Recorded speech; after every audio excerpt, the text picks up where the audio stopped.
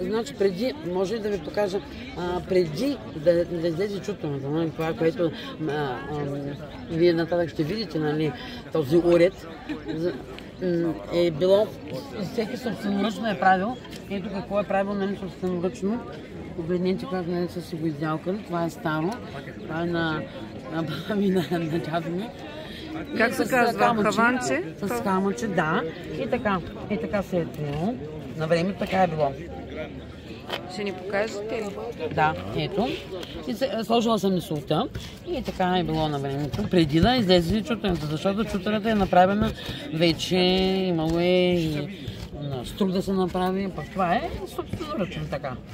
И ето, виждате как се получава. Ето. Значи така стривата е със сол. Да, и ето. Се стрива с солта. И после, нали, на едно, държим там едно пътнище, се слага, момент само да ви кажа, как се слага, нали, на тъмно.